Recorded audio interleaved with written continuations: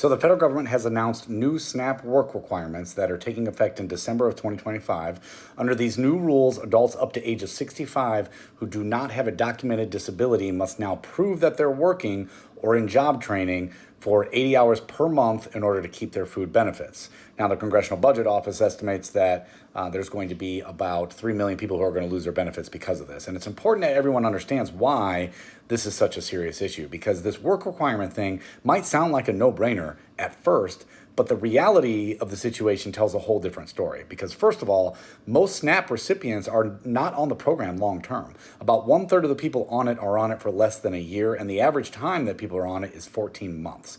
You do have some seniors and disabled adults who are on it for longer periods, but for most working age people, it is being used short term as transitional help, as it was designed to do.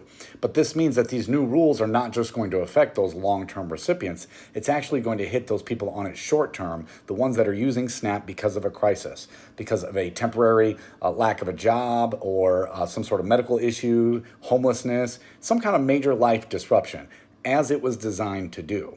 Now, another change that this rule has put into place is there was a group that was previously exempt. People who are homeless, veterans, and young adults who just aged out of foster care, they will no longer be exempt from these work requirements. So we're basically, cutting off food assistance during these moments. It's not going to help people get back on their feet. In fact, it's going to do the opposite.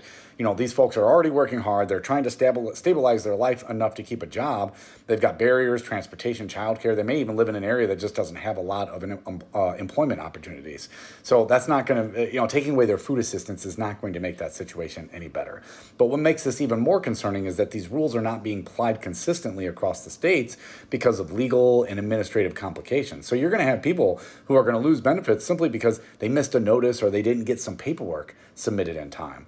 So the bottom line is SNAP is already being used as a temporary safety net for most people. These new work requirements are completely defeating the purpose of the program, which is to provide some stability and temporary assistance to people who are struggling through a moment in life.